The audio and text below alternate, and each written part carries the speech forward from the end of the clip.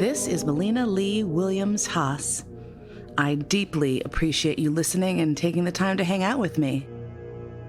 I will be addressing issues of life, the universe, and everything that are often bogged down and mired in shame and grief, and talk about how they can be repackaged to be useful and gorgeous and fucking awesome for you.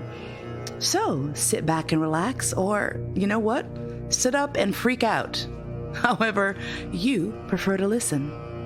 Let's go.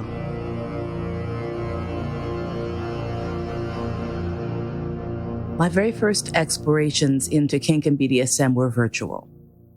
That is, I read everything I could get my hands on the internet. Now, keep in mind, this was the mid-90s. I started consciously exploring my curiosity about submission, kink, and BDSM around 1993 in the wake of transformational whirlwind romance that started in the winter of 1992, I believe. And that's a separate story for a separate podcast when I figure out if I'm willing to risk a cease and desist order from the other person involved. And of course I am. You know I am. You know I don't give a fuck about that motherfucker. Bring it on. Maybe you should have thought about this before you named a song after me.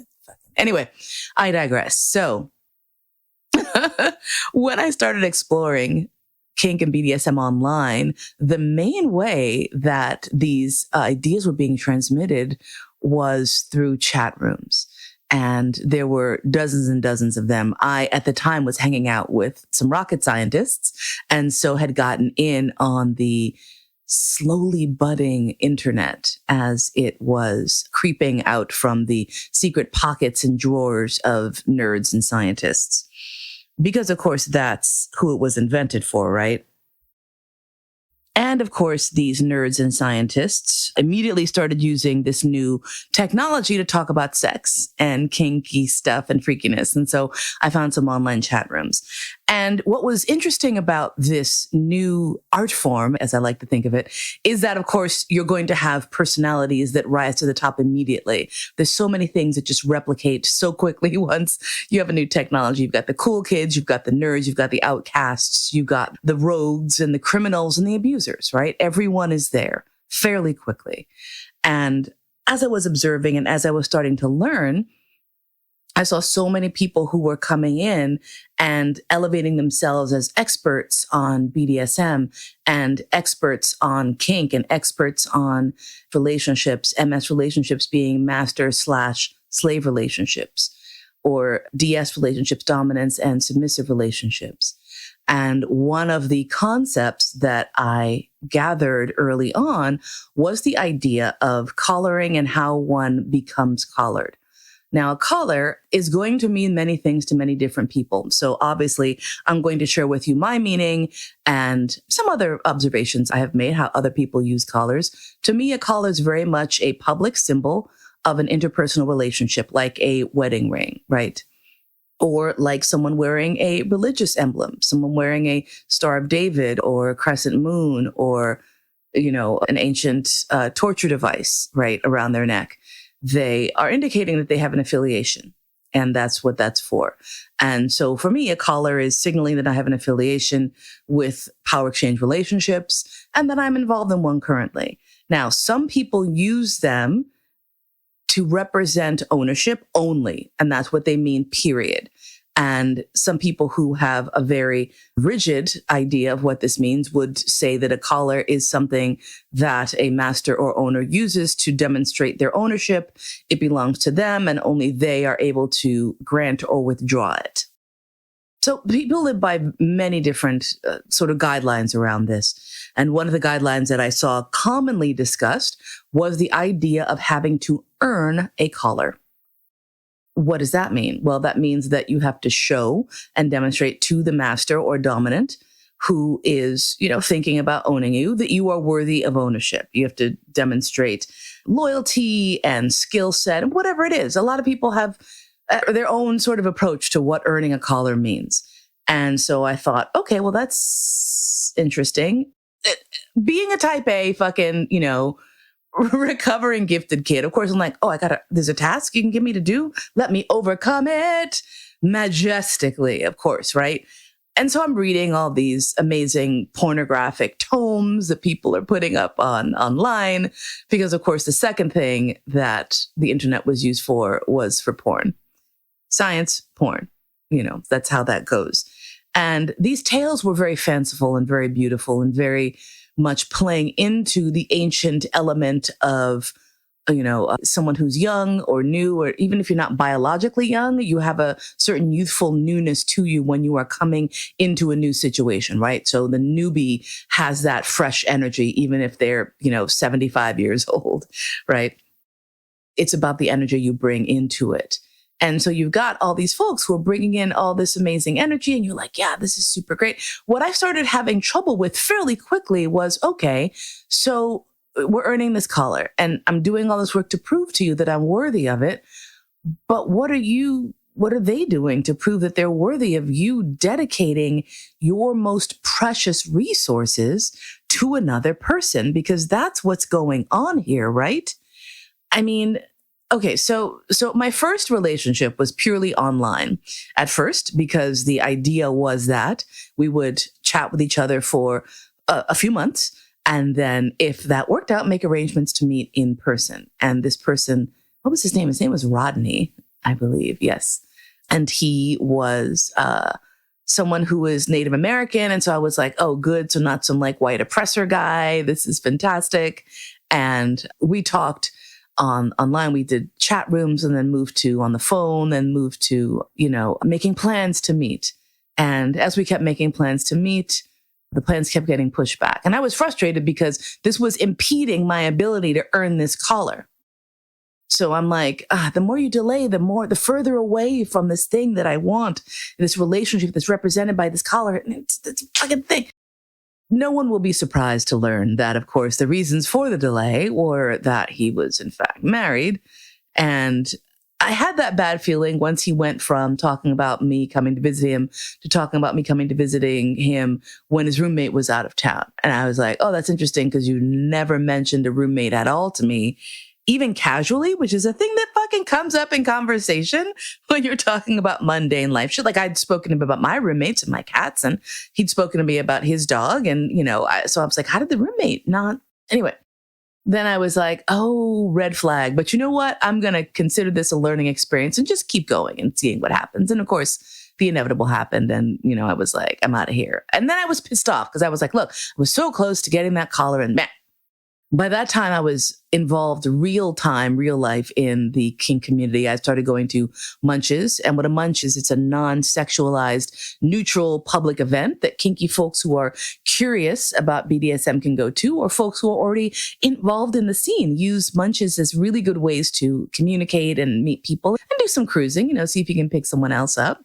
for some fun times or meet a potential partner. So I was going to these munches and I'm seeing all these other subs with their collars, and I'm getting that collar envy because I'm like, I want a relationship too. I want to be active, submissive. I want to run around with a collar and a leash on and be so cute and do the thing. There's that desire for belonging. But what's interesting is that by making a collar something that you have to earn, you commodified it. You've made it something that can be bought and sold essentially and traded, right? It's now a commodity. And I'm just not sure that's what folks intend. And if it is what folks intend, what are you doing with your relationships, right? I wasn't sure I liked the idea of seeing myself focusing on this goal of earning something. It's very American. It's very consumerist. It's very corporate almost, right? I'm applying for this job and I need to prove to you that I'm worthy of it. And here's the thing. When that goes both ways, it is fine. If the submissive is saying, okay, you know what? I'm earning the collar, you're earning the leash, right? I can have this collar on, that's fine. But the leash that connects you to the person in the collar must be earned. And so when I see people talking about earning collars, great. What is the dominant or the master or owner doing to demonstrate that they are worthy of your submission? because this is what it boils down to. Submission and dominance, all of these things take time. They take time and they take space. And the reality is, no one can give you back the moments, minutes, hours, days, weeks, months, perhaps years that you spend earning this collar. And then you get it, and now what? Now you start your life? Like, what the hell is going on? I want shit to just pop off and be committed and be wonderful and have both folks in it together from jump, whatever that means for you. But the reality is, if you're going to be earning a collar, I'll tell you. So my first dominant I engaged with had this collar earning thing, right? He had what some people would refer to as a collar of consideration. So after being with him for a year and in service for a year, you could get a consideration collar, which means that you are part of this person's life. I'm demonstrating you're part of my life, but I haven't decided yet fully if you're going to, be my actual real slave. So it's like dating. It's like going steady. For those who happen to remember Happy Days or who happen to be of the slightly older than me generation, when people would go steady and give each other class rings and shit like that. That was phasing out by the time the 80s rolled around. So that wasn't quite a thing. My first boyfriend was very old school. So I did get a ring, high school ring that I wore on a chain around my neck. Wasn't that adorable? Until he found out that the chain was actually eroding the ring. Then it was less cute. And I was like, oh, well, you want me to wear it? This is what you get. Anyway, my first dominant had this whole consideration thing. And then after a year, you were eligible, not that you were going to automatically get it, but you were eligible to step into a permanent collar. And I will never forget sitting at this lovely cafe in Oakland, California, and having this conversation. It was a beautiful afternoon, and there were these little red flowers that grow everywhere in California on a vine above us in the afternoon sunlight. And I'm sitting there having my frosty mug of beer, and my potential dominant is across from me, looking very handsome and talking very seriously about what I will do to earn this collar. And I nodded and took notes, as I should. And then I paused and I said, thank you, sir. This is very helpful. Can you tell me, please, though, what do you do? What's your part in this as we are embarking on this journey? How do you also go about earning my submission?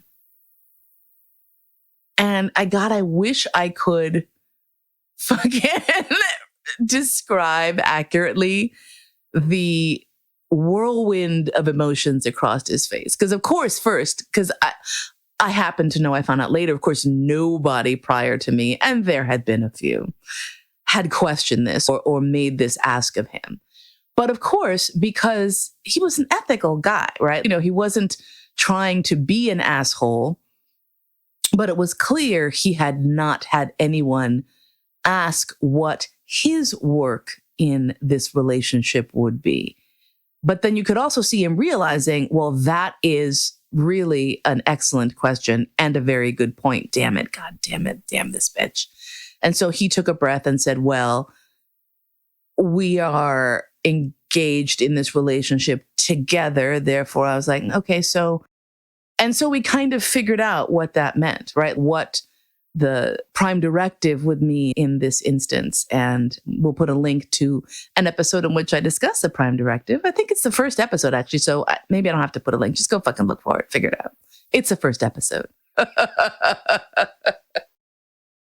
So it was fascinating to watch him kind of struggle a bit, but then step into it. He did lean into it. And thereafter, I think, understood that it was not just about what he did standing on this hillside, gazing out to the sea as slaves crawl at his feet, doing his bidding, which is lovely, right? But the thing is, and I can't say this a sufficient number of times, these relationships are called power exchange relationships for a fucking reason. It is an exchange. It is not me crawling on my belly to prove myself to you over and over and over and over again.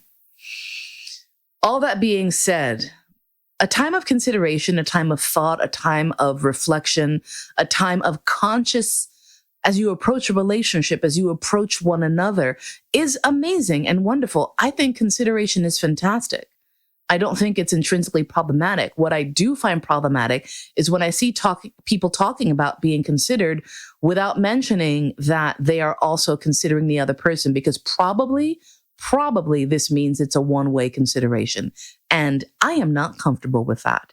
I do not believe that it leads to a relationship where emotional, physical, mental, and spiritual health is prioritized equally for all parties in the relationship. And the reality is that must be the case. A power exchange dynamic cannot mean that the mental health, for example, of the slave is secondary to the mental health of the dominant, because that becomes abuse, right? This is the thing between consensual BDSM and consensual power exchange relationships and consensual master-slave relationships, is that you really need to make sure and ride this fence consistently that you are not starting to veer into the realm of the shit that's non-consensual, right? So when you do things like remove love from a power exchange dynamic, it is my belief that you are now lurching one step closer to the chattel slavery model, because you don't have to have that emotional attachment. That particular type of emotional attachment, let me just say. Love is not a bulletproof insurance policy against abuse, but I do believe that love can, in a power exchange relationship, create a nice buffer, a nice sort of oil layer, if you will, for lubricating the friction that will inevitably occur in all fucking relationships. If you know you love your owner, when they start to make you a little bit crazy, you can take a deep breath and go, God, you know what? But I love this motherfucker. Let me figure this shit out. Versus, here I am serving someone who doesn't love me. Why? And those little seeds of doubt, those little chia seeds of doubt can be sprinkled till you got a head full of fucking anxiety, right? Did I just make a chia head analogy? I did. You know why? Because I'm a woman of a certain age. Chia pets. So kids, here's the thing. I think it's absolutely great to have those goals. And I think it's really wonderful to discuss amazing energies that can be generated when someone has an emotional goal to strive towards. So do it. And plus, make sure that everyone involved is striving. Make sure that collar is something that has to be earned from both sides. I had such an attachment to the collar as a concept. And I'll never forget being at a kink event and seeing this collar that was amazing. It looked like, oh God, it was so thick and so heavy and so chunky. And I was just like, this is so dope. And it looks watch band, in fact, like one of those old school Timex watch bands, but big enough to go around my neck. And I just impulsively bought it. And then I thought to myself, oh, what sacrilege have I committed? A slave buying a collar, man. But then I realized that it was okay for me to have my own talisman. It was okay for me to say, you know what? Maybe no one else will ever see this, but this is my collar. So when I get lonely or I get sad or I just want to meditate and focus on my own goals, I can sit and have this object. I like things. I'm a maximalist when it comes to stuff. And so I bought it, and to this day, I still have it, right? I never knew what I would do with it. I just thought, here's an object I have. Prior to my relationship with the Spouse-Meister, which is going, just hit the 8-year mark, amazing. I was involved with another dominant who also was looking towards a path of ownership. And he had a similar sort of like, getting to know you period. So we had the first year together before we could even start talking about collars and what that would look like. And I was like, great, this is fantastic.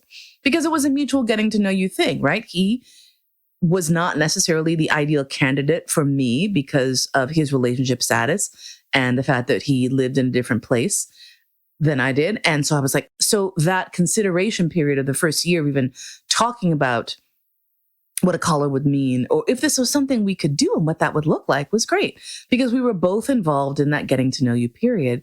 After the first year, decided to make that gesture myself. And so I offered my collar to him. And it was a really lovely ritual moment where I said, I am prepared to make this offer to you for us to talk about a master-slave relationship. So here is my collar for you to think about what that would mean for you. And he accepted it, a little teary-eyed. It was very beautiful. And so this was so cool, right? Like, here's this thing that I had bought for myself that I didn't even know what I was going to do with. And then it presented itself with its own job, which was to sort of be like a token of my endearment, right? Like a hanky that a maiden drops in the wood so that the knight can get some shit like that. Whatever the fuck.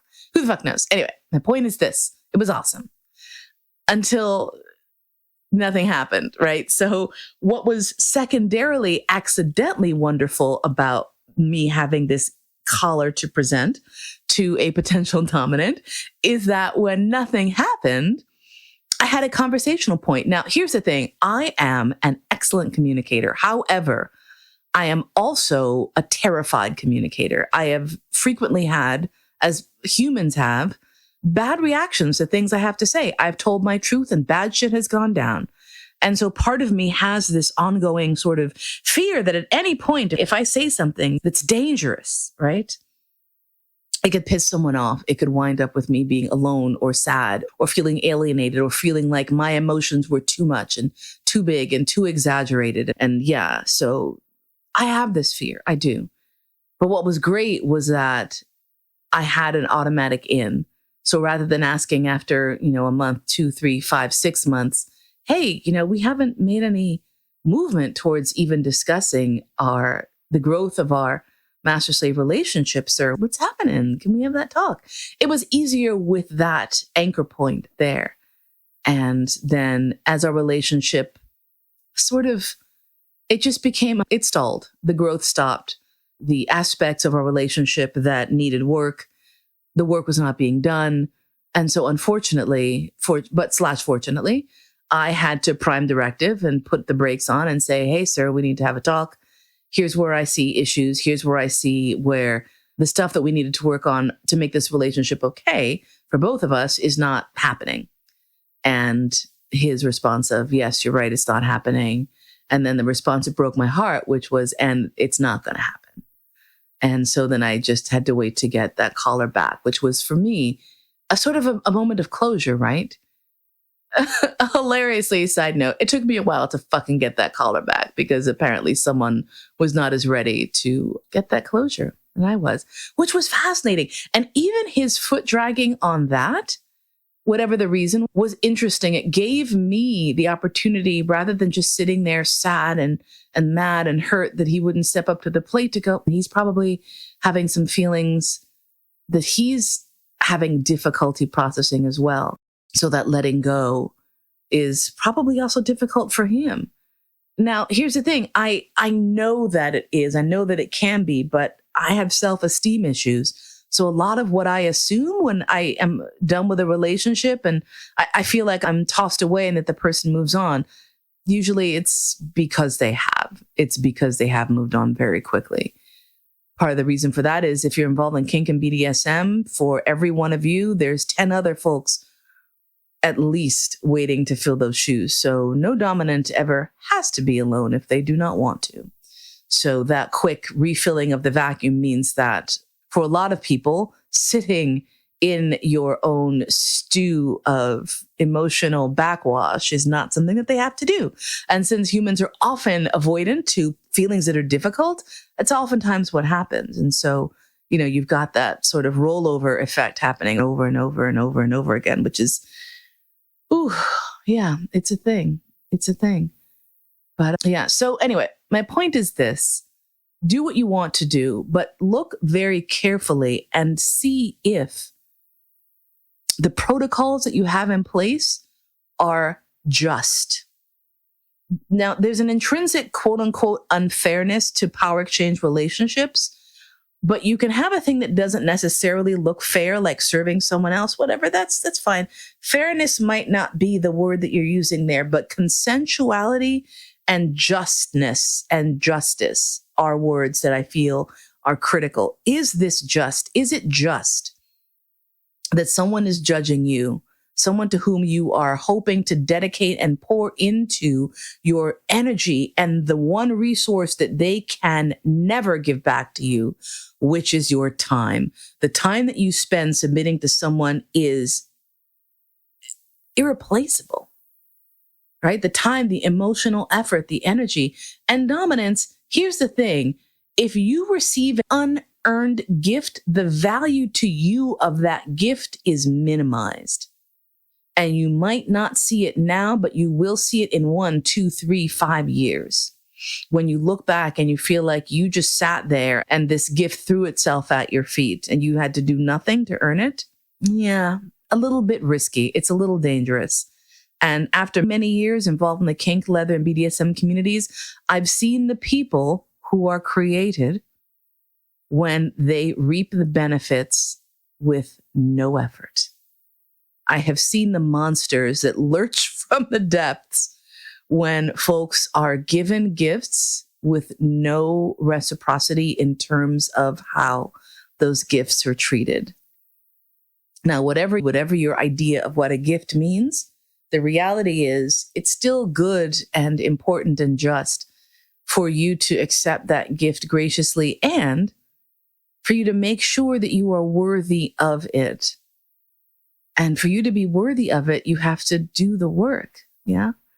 And if doing the work is something that is repugnant to you, if you're like, but I'm the dominant, I should just be able to sit here as you present yourself to me and you show me why you are worthy of my dominance, that's cool.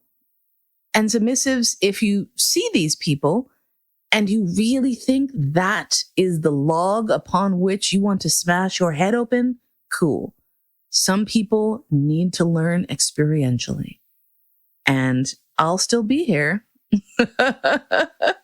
I'll still be here to listen and nod and say, you know what? Yeah, I learned those lessons too.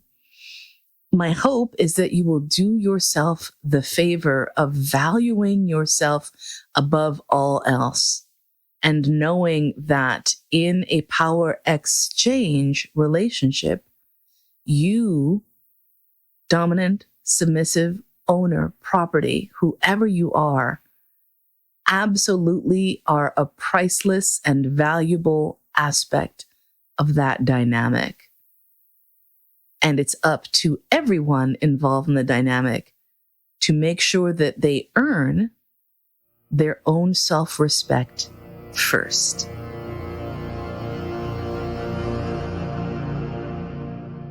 You've been listening to All That and Mo.